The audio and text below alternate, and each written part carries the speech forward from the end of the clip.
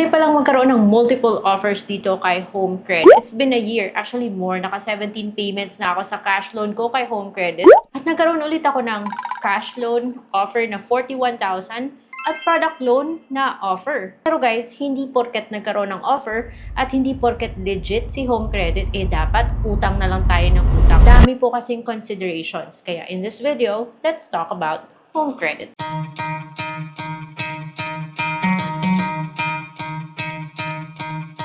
Hello everyone, welcome back to my channel. It's Ate Red here. Of course, this video is not sponsored. It's based on my personal experience. I want to talk about Home Credit in this video, guys, because ang dami nyo dapat na i-consider. Kahit na legit si Home Credit, nag-o-offer din siya ng mababang interest, basta ang dami nyo pa rin dapat pag-isipan bago kayo mag-grab ng loan dito. Please consider subscribing if you haven't already. Marami po kayong matututunan about loan platforms dito sa channel na to. Siyempre, mas maganda pa rin na pag-usapan natin yung legit. Like I've mentioned kanina, naka 17 payments na ako sa cash loan.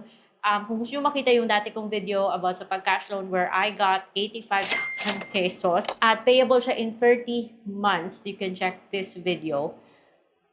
Kaya ko lang naman tinake yung cash loan offer na yon, makabalik sa system ni Home Credit para ma-review ko yung kwarta, which by the way, until now, wala pa rin akong offer dito kay kwarta, guys. Kung hindi lang naman ako nagre-review ng mga loan apps sa channel na to, hindi ko na sana ititake, guys. Parang laki na pupunta sa interest Kaya yun sabi ko sa inyo, palagi nyo dapat pag-isipan bago umutang. Anyway, yung maganda lang dito kay cash loan kasi 500 lang po yung ikakaltas niya na processing fee. Matatanggap po siya after 2 working days, hindi po per instant, pero 2 working days is okay na rin. Pwede nyong i-claim sa mga cash centers. Of course, yung instructions, papadala naman yun ni Home Credit. Yun nga lang, bago ka ma-approve, may tatawag at subject to evaluation pa rin yung SIDNAMIT. Kasi initially, yung offer niya sa akin was mga more than 100 plus. Pero yung na-approve na, yung final na, it was 85,000 pesos. I said yes kasi gusto ko siyang i-review. I was hoping that somewhere down the line, ma-offeran ako ng kwarta, which never happened. In-update ko yung app. Ito, nagkaroon ako ng offer. May product loan,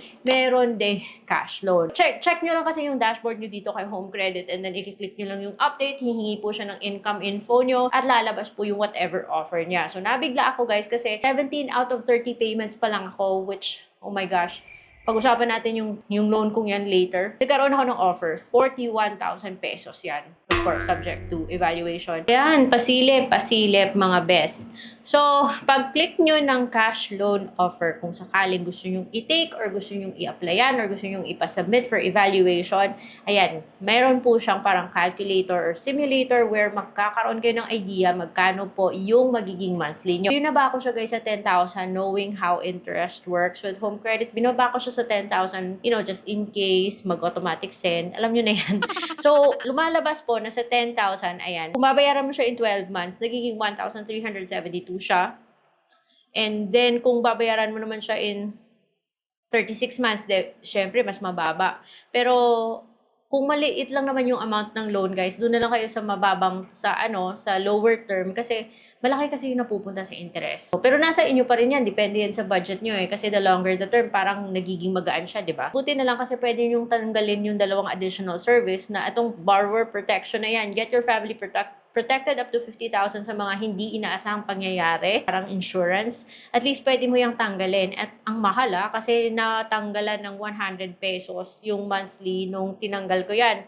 And also, pwede mo rin patanggal yung loan extra care. Pero syempre, may notice siya kung anong mangyayari pag tinanggal yung mga services na yan. And kung confident ka lang naman na pwede mo siyang, mababayaran mo siya nang hindi ka, hindi ka magiging alanganin, tanggalin nyo na lang, guys, kasi sayang pa yung 200 na additional. Pag tinanggal mo yung dalawang services, so magiging 1,193 na lang siya a month. So parang carry pa ganun, diba? Pero ewan ko sa inyo, kayo na yung magdedesisyon kung gusto nyo talagang i-keep or not yung mga additional services na yan ay yung nagpapamahal sa monthly. So after that, once you've made up your mind, fill out mo yung loan purpose and kung saan mo siya gusto ipa-disburse. So usually please take note na hindi po siya super instant kasi maaari siyang umabot ng up to 2 business days at for example, na-approve ka ng Friday, huwag kang ma-expect na pagka-Sunday meron na. Ka na nasa Monday, Tuesday, kasi like I said, working days po. So, hindi po kasama yung holiday, hindi kasama yung Saturday and Sunday. Isasubmit mo yan. Pag nasubmit mo, bibigyan ka niya ng chance na ma-review yung information na andito. At hindi po yan guaranteed approval, subject to evaluation pa yan.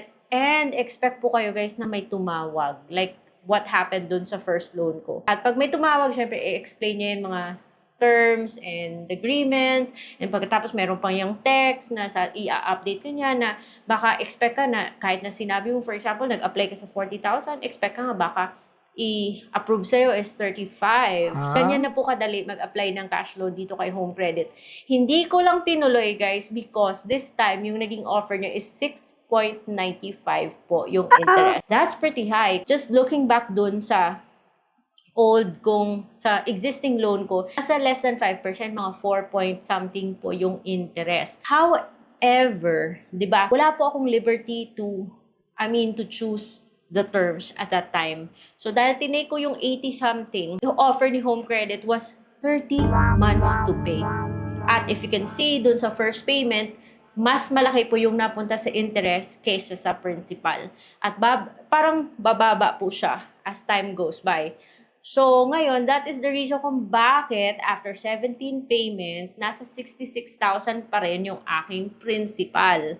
And hopefully, kung sakaling mag-decide ako na bayaran ko lahat, sana meron po siyang tinatawag na discount because meron po akong additional services na sinama sa monthly ng loan ko. Pero parang ang sakit, diba? Nagsisi talaga ako guys na tinake ko yun ng dahil sa 30 months. Hindi po kasi pwedeng bayaran siya in 12 months. Gusto talaga at that time ni Home Credit na maging 30 months to pay siya. Para magiging 150,000 yung babayaran ko if susundin ko yung schedule. So, legit si Home Credit guys, pero ang dami pong consideration. Pero at least naman, kung good payer ka, may mapapala ka dito kay Home Credit kasi number one, baka pwede kang mag-cash loan ulit, pwede kang mag-product loan. This can be helpful for those na walang credit card. Although yung credit card, mas mababa talaga yung interest. Pero kung wala kang choice, Home Credit is there to save the day. Pero guys, kung meron kang option, syempre, dapat pinag-iisipan yan. Re-report din siya sa CIC, so kung hindi ka makabayad sa utang mo, makaka-affect po to sa credit history mo and your ability to apply or get approved sa mga loans in other lending companies in the future. Kaya guys, dapat po pinag-iisipan at dapat siniseryoso din yung loan agreement with Home Credit kasi medyo mahigpit yung collections nila kahit hindi man sila nang haharas. So guys, again, I hope meron kayong natutunan sa video natin today. And if meron kayong gustong pasilip ng mga loan app, let me know in the comment section below. Ako'y gabay lamang, wala naman akong say kung paano nyo i-manage yung budget nyo. At sana naman magka-offer na si Home Credit ng kwarta sa akin para finally ma-review ko na yan at later makapag-decide na rin ako kung uulit ba ako dito kay Home Credit or hindi. Thank you so much for watching today's video. That is all for today. Bye!